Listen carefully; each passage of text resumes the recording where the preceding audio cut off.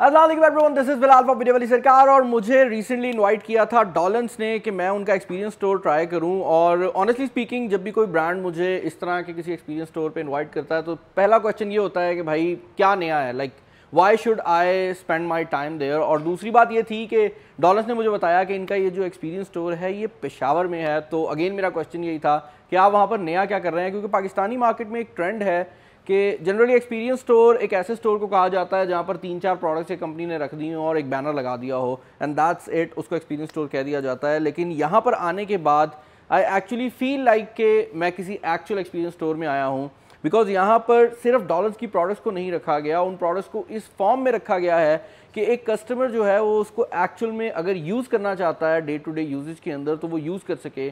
For example, अगर कोई kitchen की प्रोडक्ट है तो उसके साथ किचन एक्सेसरीज़ को रखा गया है। अगर कोई होम अप्लायंस है तो उसके साथ अगर कोई चीज़ यूज़ होती है तो उस चीज़ को साथ रखा गया है ताकि आपको एक ओवरऑल जो एक्सपीरियंस है वो भी मिल सके। अब ये जो मेरा चक्कर है ये ख़ास तौर पर डॉलन्स की ये जो स्पेशल एडिशन आ रही है इसके रिलेटेड था।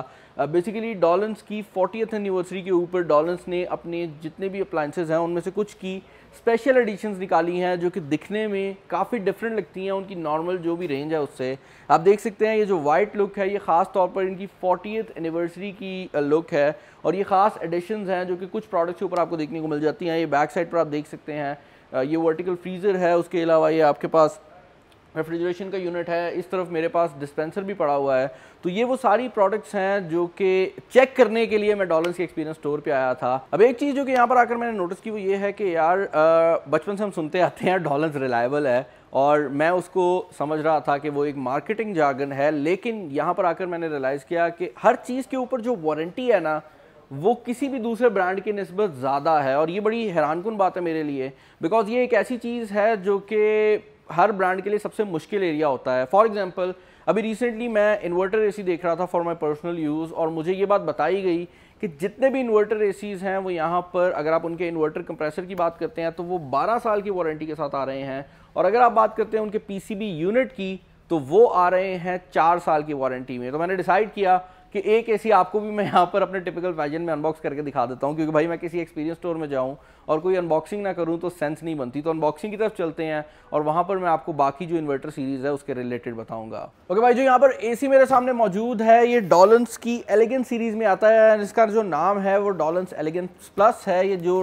डॉलन्स की स्पेशल एडिशन आई थी उसके साथ ही रिसेंटली लॉन्च हुआ है और मैं इस एसी को तो अनबॉक्स कर रहा हूँ, लेकिन इन जनरल ऑनेस्टली मैं बात करना चाहता हूँ डॉलन्स की टोटल एसी लाइनअप की।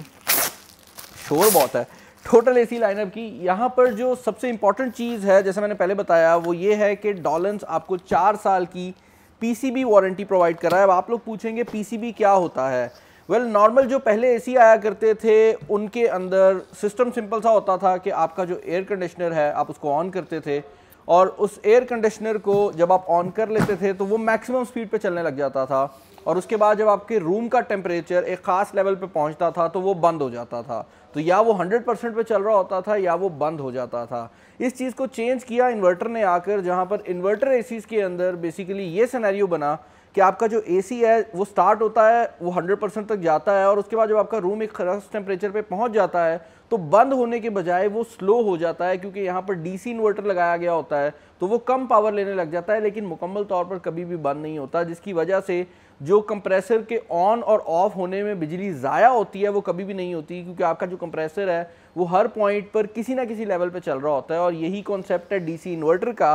लेकिन इस चीज़ को मैनेज करने के लिए आपके डीसी इन्वर्टर एसीज़ के अंदर पीसीबी लगाई जाती है, जो कि बेसिकली आप एक छोटा कंप्यूटर समझ सकते हैं। और किसी भी इलेक्ट्रॉनिक डिजिटल डिवाइस के अंदर जब भी कंप्यूटर इन्वॉल्व हो जाता है तो जनरली वो सबसे महंगा कंपोनेंट भी होता है, और एसीज़ के अंदर भी ऐसा ही है। एसी में इस पॉइंट पर जो 2 महंगे और इम्पॉर्टेंट कंपोनेंट्स रह गए हैं उनमें एक आपका कंप्रेसर है और दूसरा है आपका पीसीबी। अब कंप्रेसर की वारंटी हर ब्रांड जो है वो प्रोवाइड कर रहा है, which is a good thing, वरना कंप्रेसर भी काफ़ी ख़राब होते हैं और वारंटी ज़रूरी है। लेकिन पहली बार है कि कोई कंपनी हमें पाकिस्तानी मार्केट के अंदर पीसीबी की वारंटी भी प्रोवाइड कर रही है, और वो भी 4 साल के लिए। तो दिस शोज़ के इस कंपनी को अपने प्रोडक्ट के ऊपर कितना ज़्यादा यकीन है। बाय द वे अनबॉक्सिंग कर रहा हूँ, बीच में टेप निकल आई है जो कि मेरे ख्याल से इनके पाइप को सील करने के लिए यूज़ होगी। ये सीलिंग क्ले निकल आई है जो कि मेरे ख्याल से अगर आप दीवार में सुराख करते हैं तो उसकी जो सीलिंग है उसके लिए यूज़ होगी। और फाइनली आपको जो आपका AC है वो देखने को मिल जाता है। मैं इसको यहाँ पर नहीं निकालूंगा क्योंकि हमारे पास एक यूनिट है जो कि ऑलरेडी लगा हुआ है, मैं उसकी जो शॉर्ट्स हैं आपको दिखा दूंगा, लेकिन कुछ पाइपिंग यूनिट्स निकल रहे हैं। फर्दर इन द बॉक्स आपको कुछ एक्सेसरीज देखने को मिल जाती हैं, इनको हम ज़रूर खोलेंगे ताकि हम देख सकें कि इनका सिनेरियो क्या है। यहाँ पर सबसे पहले तो आपको एक रिमोट कंट्रोल देखने को मिल जाता है, उसके अलावा आई थिंक ये फ़िल्टर है, एक्स्ट्रा फ़िल्टर दिया गया है। उसके अलावा कुछ कील वगैरह हैं दीवार में लगाने के लिए, एक होज़ है जो कि आई थिंक वाटर पाइप है जहाँ से आपके AC से वाटर पाइप निकलेगा। उसके अलावा कुछ बैटरीज देखने को मिल जाती हैं और AC के रिमोट को दीवार से लगाने के लिए जो होल्डर है वो मौजूद है। अब मेरे ख्याल से हम ऊपर चलते हैं और इसका जो असेंबल्ड यूनिट है उसके ऊपर एक नज़र मारते हैं और मैं आपको अपने फाइनल ओपिनियंस दूंगा डॉलन्स के related. Before ending this video मैंने सोचा मैं आप लोगों को दिखा भी दूं, ये यहाँ पर एक यूनिट जो है वो पहले से इंस्टॉल्ड है, जो अनबॉक्स किया था वो सेपरेट था, लेकिन यहाँ से आपको अंदाज़ा हो रहा होगा इनकी जितनी भी लाइनअप है इस टाइम मुकम्मल तौर पर इन्वर्टर के ऊपर कन्वर्ट हो चुकी है। तो जितने भी ACs हैं डॉलन्स के इस पॉइंट पर, जितने भी नए मॉडल्स आ रहे हैं वो सब इन्वर्टर ACs हैं और उन सब के ऊपर आपको 4 साल की वारंटी मिल रही है। तो this is not related to the elegance plus series, वो वैसे मैंने दिखा दी क्योंकि उसके अंदर कुछ एक्स्ट्रा फीचर्स थे कि ज़रा साइज़ बड़ा है तो जल्दी कूलिंग कर देगा और उसके अलावा कुछ पावर शिफ्टिंग की चीज़ें दी गई थी। लेकिन एक्चुअल जो PCB बोर्ड है, जो कंप्यूटर इनके अंदर लगाया गया है, वो सब के अंदर आपको 4 साल वारंटी वाला मिल रहा है।